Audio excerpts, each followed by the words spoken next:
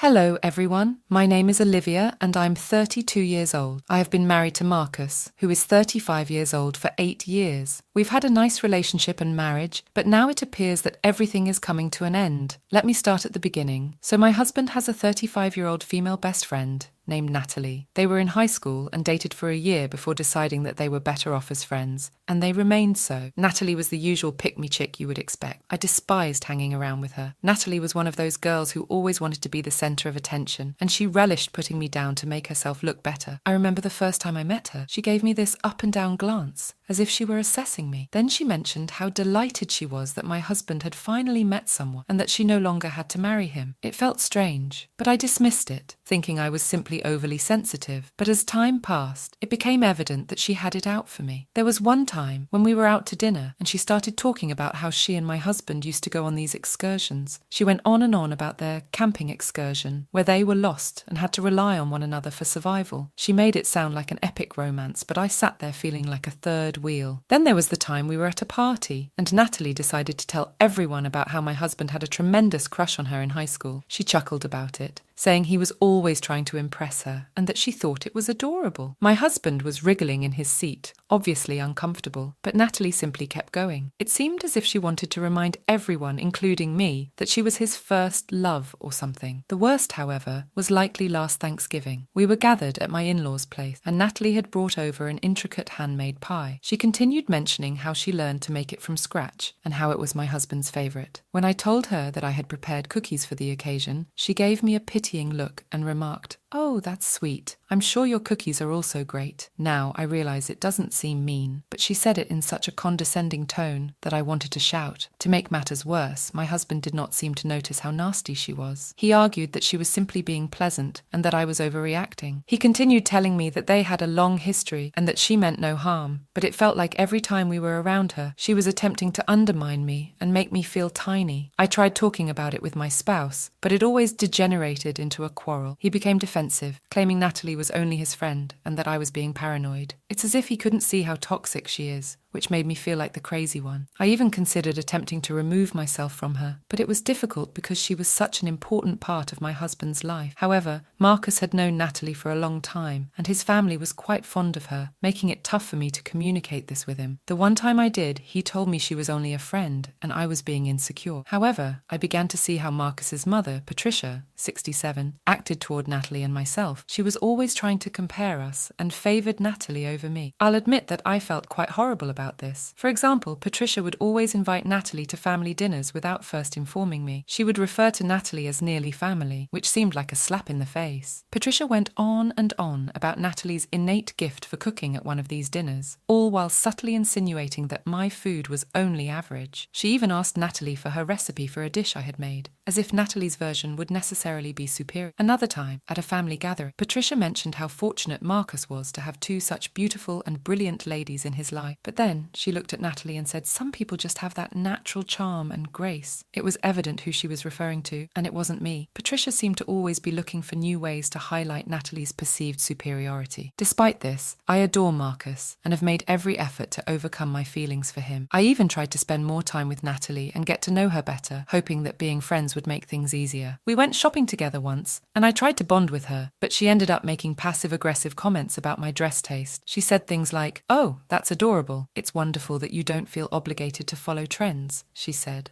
as she chose the latest designs for herself. I realized I didn't have to be friends with her simply because she was friends with my husband. It became evident that trying to get closer to her was only making me unhappy. Every interaction with her felt like a competition, one that I had not signed up for and did not want to participate in. I chose to detach myself from Natalie and concentrate on my own well-being. It wasn't easy, especially given how involved she was in Marcus's life and family, but I realized I had to do what was best for my mental health. I started making excuses to avoid parties where Natalie would be present, and I tried to schedule activities with Marcus that did not involve her. When I was pregnant with my son Liam, who is now 6 years old, I was excited to begin this new chapter in my life with my new family. However, when I went into labour, I was unable to contact Marcus. I had to phone my best friend, who drove me to the hospital and was in the delivery room with me. Marcus arrived at the hospital 4 hours after Liam was delivered. When I asked where he was, he said Natalie's marriage had just ended, and he was comforting her. I was infuriated. I felt horrible that her marriage was ending, but I needed him, and he had chosen her over me and our baby. I told him he couldn't see the baby unless he ended his relationship with Natalie and promised Liam he'd never see her again. He began arguing with me, claiming that I was being hormonal and acting like a brat, and that Natalie was his best friend, and he couldn't simply cut her out of his life. I informed him that he may then cut me and his son off. After much bickering, he assured me he would never see her again. I also made him promise that I would never have to see her again, that if his parents wanted to see Natalie, they could do so without telling me, and that he would never ask her to family functions while I was coming. To be honest, I didn't feel great about giving him that ultimatum, but I was at a breaking point. It wasn't just that one episode, but years of feeling inferior to Natalie. I knew it was drastic, but I wanted him to understand how serious I was about it. After Liam was born, I expected things to improve, and for a while they did. Marcus honoured his word, and Natalie was no longer a constant presence in our life. It felt as though a weight had been lifted. Patricia wasn't thrilled at first, but she warmed up when she realised how happy Marcus and I were. Family gatherings became less stressful, and I began to feel more relaxed. Despite this progress, there were times when the past would come in. Patricia, for example, mentioned one evening how much she missed Natalie's Christmas baking. I had to remind myself to breathe and let go. It was evident that Natalie still held a place in their hearts, and while it hurt, I realised that years of friendship and familial ties do not simply vanish. There was also a reunion of Marcus's old friends. They wanted to invite Natalie, so Marcus had to explain the issue to them. It was awkward, and I could tell it bothered him to exclude her, but he did it for our family. Another problem was re-establishing confidence. The incident at Liam's birth had left a mark. There were times when I wondered if he disliked me for forcing him to make a decision, and I had to overcome those fears. Counselling was quite beneficial to us during this period. We improved our communication skills, and Marcus began to understand my point of view. He recognised how much his preference for Natalie had wounded me over the years. Everything was going nicely for a few years after that. I honestly assumed that this was all behind me and that I wouldn't have to worry about it again. My son has grown up. I occasionally ask my mother-in-law, Patricia, to babysit, particularly during the hours I work. It is just for a few hours per day, sometimes on weekends. However, since she began babysitting my son, I've observed that Liam's attitude toward me has shifted dramatically. He is no longer the affectionate son who would hug me whenever he saw me. Now he throws tantrums and appears to be very different. For example, when I returned home from work, Liam would run to greet me with a big hug. Now he rarely acknowledges me and occasionally refuses to speak to me. He used to like our bedtime story, but now he believes Grandma gives better stories and does not want me to read to him anymore. It is heartbreaking. I've also noticed that Liam has been stating things that seem suspiciously similar to Patricia's opinions. He'll say things like, "Grandma says you should spend more time with me. Grandma makes the best food, not you." It's as if he's repeating what she says, which makes me wonder what she tells him when I'm not present. When we were out shopping, Liam had a huge fit when I refused to buy him a specific toy. He exclaimed, "Grandma would get it for me." It was quite awkward and out of character for him. He never used to act like that. When I tried to explain why he couldn't have it, he just stated that Patricia always gives him what he wants. Things escalated a few weeks ago when Liam refused to return home after spending the day with Patricia. He stated, "I want to stay with Grandma. She's nicer to me." I was devastated. I attempted to talk to Patricia about it, but she dismissed it, claiming Liam was just being a normal kid and that I shouldn't be concerned. But it's difficult not to. I've also noticed that Liam's conduct has changed in more subtle ways. He's becoming more stubborn, frequently ignoring my wishes or doing the complete opposite of what I ask. Simple requests, such as asking him to tidy up his toys or put on his shoes, have become regular conflicts. It feels like he's continuously testing me, and it's draining. Another thing that has truly troubled me is Liam's comparison of myself to Patricia. He says things like, "Grandma's house is more fun," or "Grandma lets me watch whatever I want." It feels like he's being pitted against me, and I'm not sure how to handle it. I tried talking to Marcus about it, but he thinks I'm overreacting again. I attempt to spend more one-on-one time with Liam to strengthen our friendship. We went to the park, baked cookies, and even had movie evenings with his favourite films. But no matter what I did, Patricia's impact seemed to outweigh my own. It had reached the point that I dreaded leaving him with her, but I didn't have many other childcare options at the time. I didn't think much of it and assumed it was just part of growing up. But about a week ago, he told me he missed his new mother. I was astonished and asked him who his new mother was, but he didn't respond and fled back to his bed. I was concerned about his reaction, so I did something I am not proud of. I read his diary. I discovered that the new parent he was referring to was Natalie. In his diary he wrote,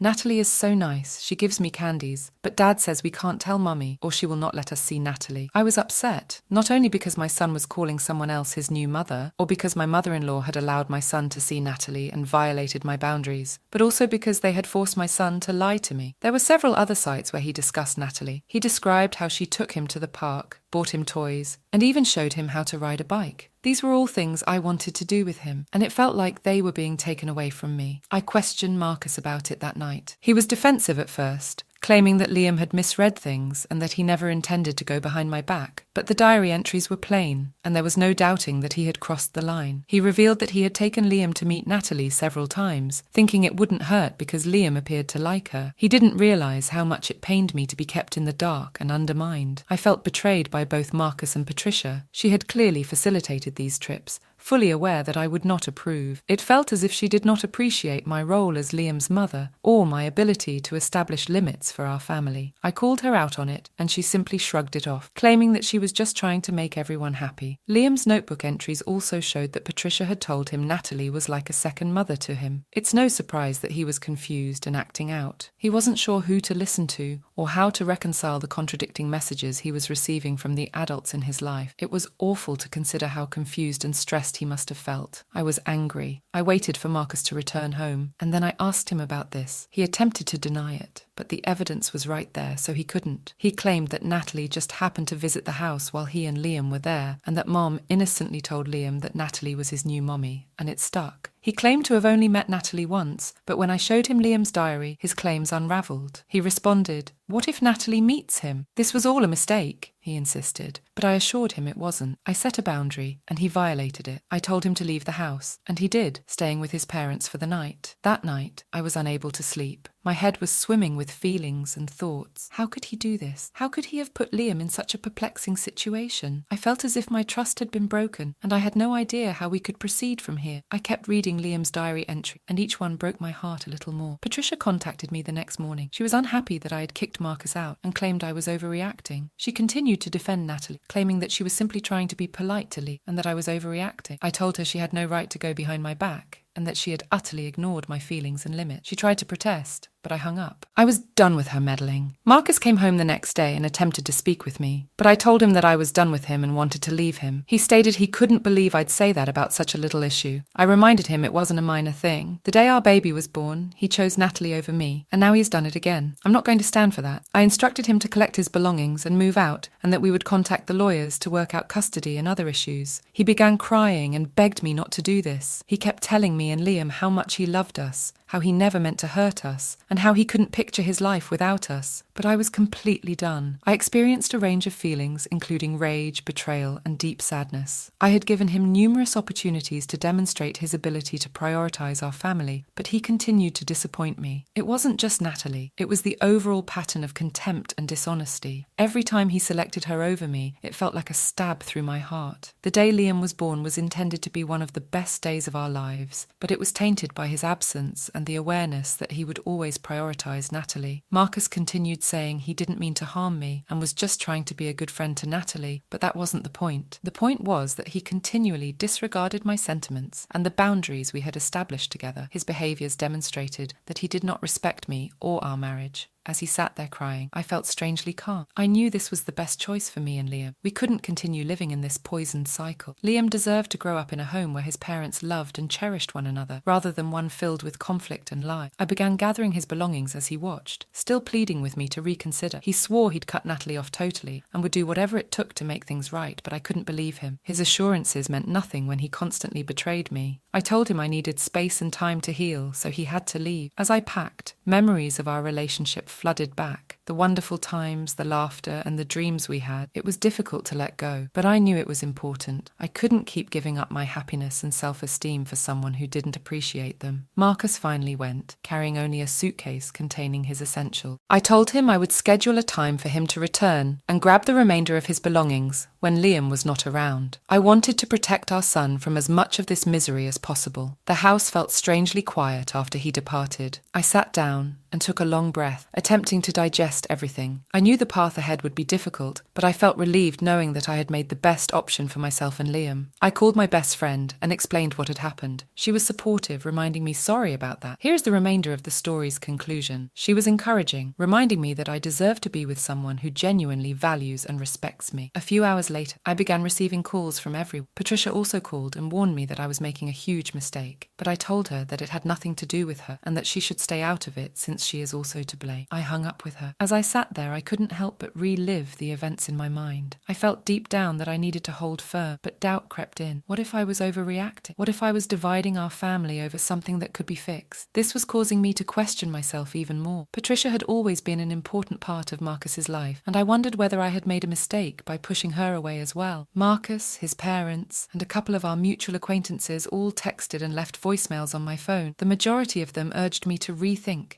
saying things like, he made a mistake, give him another chance, or think about Liam, he needs both of his parents. It was overpowering, and I felt as if I was being tugged in 1,000 different directions. One message stuck out, however. It was from my best friend. She reminded me of all the times I had told her about feeling second to Natalie, and how lonely and heartbroken I felt when Marcus dismissed my feelings. She added, you should do what is best for you and Liam. Don't let someone guilt you into staying in a position that is harmful to your health. But while I sit alone in this place, I can't help but wonder whether I'm making a tremendous mistake by doing this. Am I taking things too far? What do you all think? I'd love to hear your thoughts.